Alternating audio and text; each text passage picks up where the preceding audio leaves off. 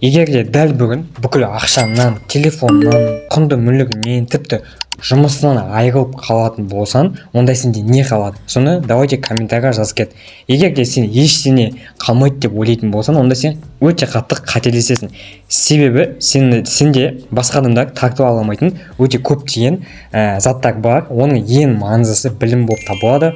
Одан кейін өмірлік тәжірибе, біздің алған опыттарымыз, және де тағы да басқа дене бітіміміз деген секілді өте көптеген заттар бар. Оны бізден ешкім тартып ала алмайды. Яғни бізден ақшамызды, байлығымызды алса да, біз басымызға біліммен оны қайтарып алуға мүмкіндігіміз жетеді достар. Яғни бүгінгі видеода мен өмірлік базалы рубрикасының екінші бөлімі, оның ішінде білімді айту ететін боламын. Әрине өзімнің тәжірибемді, өзімнің ойымды айтатын боламын достар. Яғни бізде дейтін көп адамдар айтады да, білімді тек мектептегі баға, университеттегі диплом деп қабылдайды білімді. Бірақ та білім одан да әлдеқайда кең ұғым болып саналады ғой. Яғни мектеп пен универден де басқа жерлерде әртүрлі білімдер жетеді да, мысалы. Бірақ та жаңа нәрсені түсіну, қабылдау, басқа бір қиын затты ойлау, дамыту, дұрыс шешім қабылдай білу, оның бүкілі бізде білім. Яғни білім алу бізде өте маңызды. Яғни уақыт өте келе біздің басымыздағы білім ескіре береді. Сол үшін біз күннен күнге ол білімді жаңадан алып отырып, дамытып отырмыз керек достар. Яғни бұрын дейтін бізде білім алу өте қиын болған, ал қазір болса телефонның заманы, өзіміздің әлемдегі үздік университеттің дәрістерін көре аламыз телефоннан, кітап оқи аламыз телефоннан, жаңа тілді телефоннан үйренуге болады. Яғни сіздің интернетіңіз бен телефоныңыз болса, онда сіз білім ала аласыз, яғни жаңа білім дамыта аласыз деген сөз. Яғни бұрыннан қарағанда ақпарат қазір бізде қолжетімді достар. Және де біздер дейтін білімді тек алып қана қоймай, оны өмірде қолдана білуіміз керек. Яғни кітап сатып алып, оны оқып, ешкіммен бөліспесеңіз, немесе кітаптың ішіндегі практиканы шын өмірде қолданып көрмесеңіз, онда сіздің миыңыз қаша болып кетеді. Көптеген подкаст болсын, кино болсын, оны көре бергеннен ешқандай пайда жоқ. Оны сіз шын өмірде өзіңіз пайдаланып, қателесіп, дұрыстап, сөйтіп өзіңіздің тәжірибеңізді етсеңіз, немесе басқа адамға айтып бөліссеңіз, ол сол кезде уже жүзеге асып, на деле сіздер оны сынап көретін боласыздар да. Атақ былай интернеттен оқып, біліп, оны жүре бергеннен сізге қатты пайда жоқ достар. Яғни күн сайын тек қана жарты сағатыңызды бөліп, немесе одан аз, одан көп деген сияқты бөліп, сіздер білімге арнап, өз-өздеріңізді дамытатын болсаңыздар, яғни үлкен нәтиже байқайтын боласыздар. Яғни оның ішінде кітап оқу болсын, спорт болсын, білім болсын, барлығында тек қана тұрақтылық бізде көп маңыздылықта орынды алып жатады достар. Мысалы мен өзім подкаст болсын, кітап оқу болсын, сіздерге ұсынатын заттарым бар. Яғни подкасттардан келетін болсақ, осы YouTube-та болсын, басқа әлеуметтік желілерде болсын, білім беретін, бір затты үйрететін подкасттар өте көп. Соның ішінде мен жақсы білетін, жақсы көретін ол Азамат Скаков деген кісі. Яғни одан да басқа кісілер бар. Бірінші осы кісіні айта кетейін. Бұл кісі бізде сертификатталған коуч болып саналады. Сен мен деген бестселлер кітаптары бар, әрі жазушы дегендей, өзінің баттары, витаминдері бар. Яғни білім саласында жүрген біздің ағайымыз. Осы ағайдың кітаптарын оқысаңыздар, YouTube-та подкасттарын көрсеңіздер, біздің өмірдегі базаларды, яғни білім, әртүрлі ұйқы режимі, спорт деген сияқты базаларды сіздің сұрақтарыңызды шешіп береді, яғни жауабын шешіп береді. Кітаптармен де, подкасттармен де, жаңағы витамин баттарымен де шешіп береді. Оның қоса бізде Абдырашид Түлкібай дейтін ағамыз бар, тоже осындай психологияны зерттейді. Одан кейін Алпамыс дейтін ағай бар, оны да білетін шығарсыздар.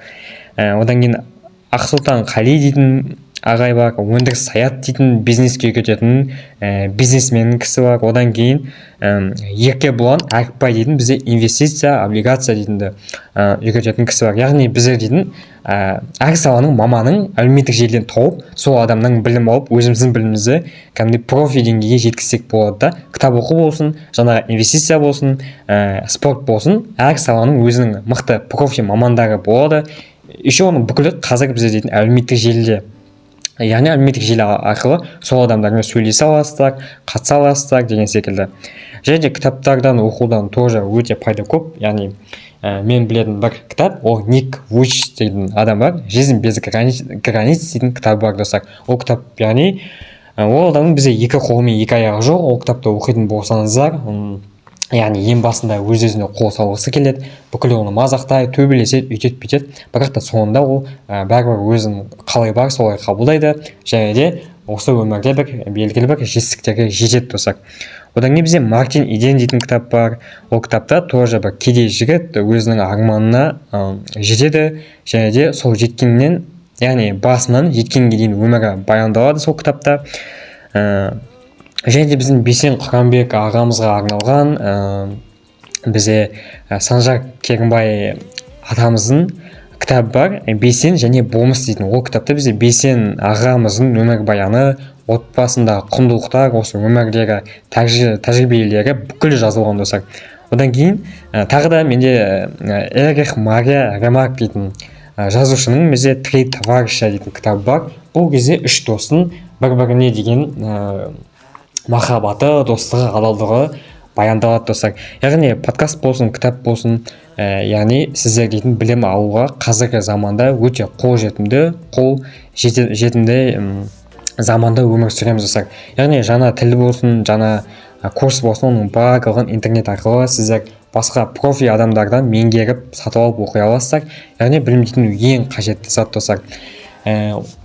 Яғни бірақ та достар, енді деген курс алатын болсаңыздар да, кітап алатын болсаңыздар да, ең бірінші оның сіздер дейтін отзывтарына, сондай заттарына қарап алуыңыз керек. Және де күніне аз-аздан болсын әдет қалыптастыруыңыз керек. Яғни 30 минут осындай кітап оқимын, немесе 5 бет оқимын деген секілді, осындай тілді үйренуге 10 минутымды арнаймын деген секілді.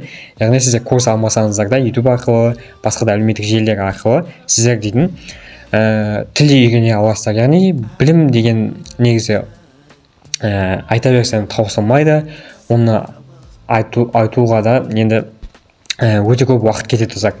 Сондықтан мен бұл видеода енді айтқым келгені, просто сіздерге айтқым келгені, егер сіз бір затты қаласаңыз, оны бәрібірге жасай аласыз. Яғни сіз қазіргі бізде дейтін бүкіл доступный достар. Сондықтан да білім алыңыздар, және де білімді уақыт өткен сайын достар, сіздер не істеп отырыңыздар, жетілдіріп отырыңыздар. Яғни дәрігерлер болсын, мұғалімдер болсын, олар белгілі бір уақыт сайын үлкен қалаларға барып, өздерінің білімдерін қайтадан шыңдап, қайтадан жаңартып отырады достар. Яғни әлем болсын, басқа жер болсын, бір қалыпта тұрмайды. Любой нәрсе уақыт өте келе өзгере береді. Егер де сіз сонымен қатар өзгермейтін болсаңыз, онда сіз уже төменде қалып кететін боласыз достар. Сондықтан да күніне аз-аздан болсын білім алып, білімге де уақытта арнап отырыңыздар достар. Мысалы, мектептегі біліммен, универдегі біліммен, басқа да білімдер қаншама көп, соны бүкіл меңгеруге сіздерге күніне бір 20-15-30 минут арнасаңыздар, сол өте жеткілікті болып саналады достар. Яғни жаңағыда ең басында айтқанымдай, сіздердің өміріңіздегі байлық болсын, ақша болсын, барлығы ешқашанда мәңгілік емес. Олар бір күні ескіріп қалады, оның орнына жаңасын аласыздар деген секілді. Және оны сіздерден біреу тартып алуға болады. Ал сіздің басыңызда тұрған білімді, сіздің спорттағы дене бітіміңізді, өмірлік тәжірибеңізді ешкім де тартып ала алмайды. Яғни бұның барлығын сізден алып қоятын болсаңыз да, сіз одан кейін қолыңыздан айырылып қалған заттарды, мүлікті по-любому қайтадан қайтара аласыз, себебі басыңызда сол білім қалады достар. Сондықтан да достар, білімді болайық, білімді болуға тырысайық, әрқашанда сауатты адам болайық. Тем более қазіргі біздің 21-ші ғасырда любой адам ақылды, білімді. Сондықтан да достар, білмейтін затымызды сұраудан, білуден ұялмаңыздар. Және де мен бүкіл нәрсені білем деп жаңағыдай мақтаншақ, тәкаппар болмаңыздар достар. Әрқашанда қарапайым болыңыздар. Егер де қарапайым болсаңыздар, сіздер өсе бересіздер, дами беретін боласыздар. Ал тәкаппар болатын болсаңыздар, онда керісінше деген секілді. Яғни бұл менің өзімнің ойым, бірақ та әрине бұл жерде де шындық бар достар. Яғни бұл бізде дейтін өмірге базалардың достар екінші бөлімі, бұл бізде білім деп аталады. Солай достар, яғни білім дейтін мектеп пен универден басқа да өте көптеген заттар кіреді ішіне. Яғни достар, менің осы айдың соңына дейінгі мақсатым бар. Ол дейтін 1000 подписчикке жету деген мақсат. Бұл деген енді өте қатты қиын емес деп ойлаймын. Кім маған жазылмады, асыға түсіп, подписаться деген қызыл кнопканы сұр түске айналдырып жіберіңіздер. Осы видеоны достарыңызға таратыңыздар. Давайте достар, 1000 подписчикке тез жеткізсек. Солай короче. Ендеше келесі видеода кездескенше достар, лайк басып, комментарий жазып, мені қолдап кетіңіздер.